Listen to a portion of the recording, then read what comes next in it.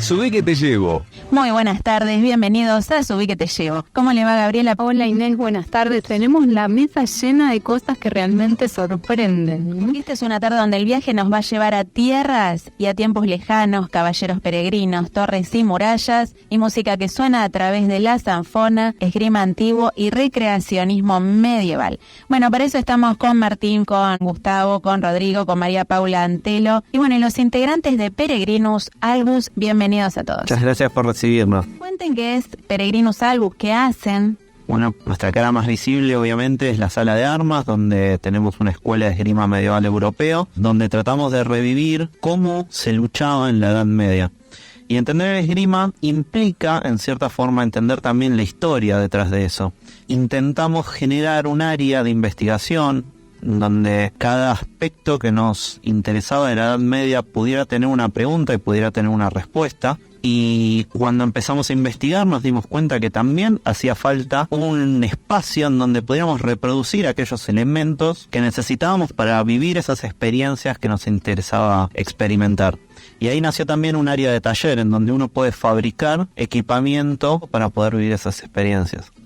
Y con el tiempo estos peregrinos sintieron que también necesitaban un espacio para divertirse. Y por lo tanto creamos el Mesón del Peregrino, donde es un espacio de gastronomía medieval que genera eventos en torno a las actividades que hacemos.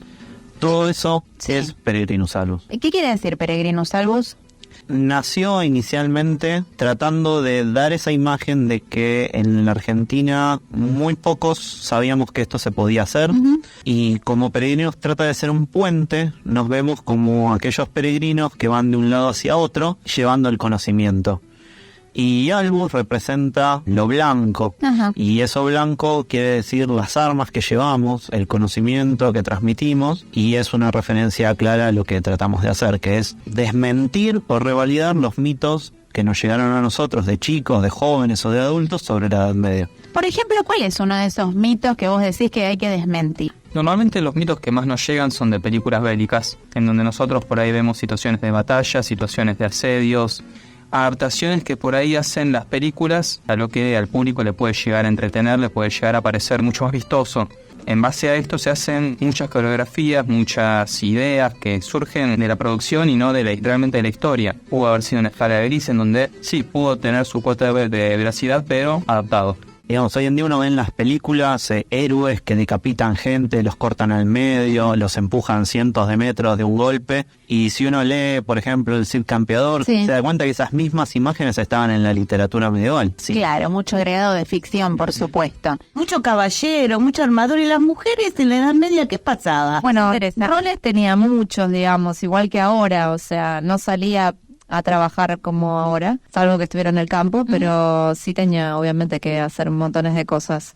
Si bien estaban los caballeros que eran como la élite del ejército, llegado el caso, si se venía una invasión, todo el mundo tenía que agarrar lo que tenía a mano y defenderse. Entonces ahí inclusive los campesinos salían con lo que tenían a mano. Y bueno, y las mujeres, llegado el caso, también con lo que tenían. Con lo que tenían a mano. Tengo una máscara acá al lado negra, un garrote que salgo corriendo. Esas cosas las sacan de los tapices, de lo que buscan, o sea, trataron de copiar de eso. Claro, todo lo que ves acá son reproducciones de armas, materiales, objetos que se usaban en la época. Lo que vos decís que es una máscara, nosotros tratamos de reproducir un casco, está hecho en cuero. Ese casco lo utilizamos como medida de protección en la sala de armas para entrenar. El palo, el garrote que decís vos, es un arma que se usaba en la época, se lo llama Estrella de la Mañana. Son todas armas que se usaban en la época y lo usaba el caballero. Sí, esto no es la ficción que te venden, por ejemplo, en una película. Esto es real, digamos. Ya está la cota de malla, que es algo que me encanta. ¿Ustedes lo hacen también eso? Salvo las espadas, que por una cuestión de seguridad las hace un artesano que se especializa en eso. Todo está fabricado dentro del grupo. ¿Y cuánto le lleva hacer una cota de mayo? Un montón de tiempo, porque hay que hacer, ¿no? Arandelita por... ¿Cómo es eso? Es relativo. Todo es relativo en base a la dimensión del proyecto que uno quiere encarar. Claro. Pero lleva mucho tiempo. Lleva mucho tiempo. Y eso se hace a partir de un rollo de alambre. Se fabrica anilla por anilla y se teje. Esto que vos ves acá son reproducciones modernas para recreación. Digamos, no es una reproducción histórica. ¿A qué me refiero? Esa anilla está unida simplemente por fuerza. En la Edad Media las cotas de mallas se aplanaban y se unían una por una con remaches. Eso lo que hacía es que si de repente le impactaba una flecha como esta, que está diseñada específicamente para perforar armaduras, la arandela tendiera a deformarse pero no a romperse o a abrirse. Bien, y contanos qué es esto que tenemos acá. Esto es un puñal de hueso. Básicamente es una asta de ciervo con punta. Si nosotros nos imaginamos la Edad Media, un arquero de repente sale a cazar para su noble una pieza de caza grande como un ciervo. Y como no tiene poder adquisitivo y no tiene un arma secundaria además de su arco, decide diseñarse un puñal de hueso como este. En la batalla, un caballero se le aproxima, lo tira al suelo. Con un poco de habilidad, un poco de maña, aprovechando el campo ciego que le deja a su oponente al usar un casco, logra clavarle este puñal de hueso. Y cuando lo clava, lo gira y el puñal de hueso se quiebra y ese hueso le queda clavado al caballero. Claro. Y como el puñal de hueso tiene mucha punta, atraviesa la cota de malla. No. Se considera que una herida de gravedad se produce cuando al menos entre 1 y 2 centímetros de punta perforan la capa muscular, y eso quiere decir que penetró el tejido muscular interno, y eso es una herida de gravedad.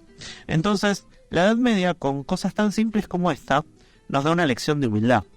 Puede haber un caballero con el mejor equipo de su época, con el mejor entrenamiento, pero también puede haber una persona que con un poco de astucia y con una de las herramientas más precarias y elementales del campo de batalla, lo puede sacar del combate. Yo quiero saber esto, los caballeros eran buena gente, siempre heroicos, salvaban a los pobres, ¿cómo era eso? Si era probable que uno siempre fuera grande, fuera buena gente.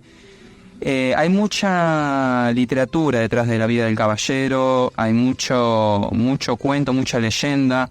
La verdad es que es algo que siempre se quiso realzar, siempre se quiso decorar, adornar mucho. Y la verdad que eran gente como pudo haber sido cualquiera de nosotros, líderes como los hay hoy en día y como los hubo siempre. Tenían sus buenas intenciones, sus por ahí no tan buenas intenciones, o por lo menos no eran las acciones que hoy consideramos buenas, pero en aquel momento era otra manera de pensar también. Hay que entender la Edad Media no como una realidad paralela, no como algo ajeno al ser humano o a la naturaleza propia que tenemos hoy en día. Entonces, tratarlos como un caso aparte no corresponde, claro, como algo tan ajeno a nosotros no. Y tenemos también que entender que la Edad Media es una época de íconos.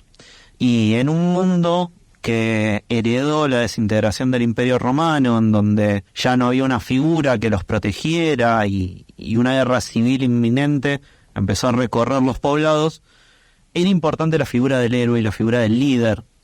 Y en ese sentido, tenían que tener esa fortaleza literaria que los mantuviera en su lugar, a favor o pese de las buenas o malas cosas que hicieron. Y hay otro tema interesante. Hay mucho. La cocina. La cocina, una de las áreas de investigación que tiene el grupo es el Mesón del Peregrino, que se dedica más que nada a la comida. Y recetas medievales hay. El tema es que para el paladar moderno, si las reprodujéramos tal cual están escritas, serían en esa época insoportables. no había refrigeración, no se sabía muchas cosas sobre cómo mantener limpios la comida, entonces las bacterias. Claro, entonces vegetales crudos no se comían, porque el agua no se podía tomar. O sea, no tomaban cerveza porque eran borrachos, sino porque era la única forma. Eso lo sabemos. Pero, digamos, el agua de por sí no era potable. Y muchas veces, sobre todo lo que era carne, se ponía en mal estado, entonces para sacarle el mal gusto y el mal olor, se usaban muchísimo las especias, muchísimo, o sea, mucha cantidad y mucha variedad. Tiene como una parte de investigación de decir, bueno, esta es la receta original, ¿cómo la hacemos accesible al paladar del siglo XXI? Y por ejemplo, a ver, ¿qué podríamos comer así ayornado, pero que... Lo que eran guisos, obviamente, también se comía mucho. Lo que pasa es que, claro, uno piensa en un guiso y la mitad de los ingredientes que le pondría a un guiso son de origen americano. Entonces, por ejemplo, papa obviamente no, tomate tampoco, morrón tampoco. Entonces, bueno, ¿qué usaban? En francés justamente la manzana se dice pomme y la papa se llama pomme de terre. ¿Por qué? Porque las manzanas, los duraznos, las peras se usaban como uno usa ahora una papa, una batata o un zapallo, como un acompañamiento de la carne. Y lo que está bueno del mesón es que justamente el tema de la prueba y error, entonces nosotros vamos probando cómo sale la comida.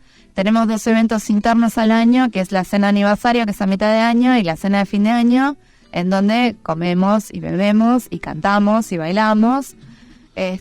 hablando de cantar y bailar, sobre todo bailar. En el torneo de arquería medieval del año pasado, invitamos a la gente a bailar y bueno, terminamos siendo un grupo, no sé, como de 30 personas en medio del campo de tiro, bailando así 3 danzas que aprendieron en 5 minutos. O sea que tenemos chance todavía de aprenderlas. Sí. Con más tiempo se pueden aprender mejor, pero por lo menos fue una experiencia muy divertida. El tema de la vestimenta. Bueno, sí. acá tengo en mis manos una zapatilla.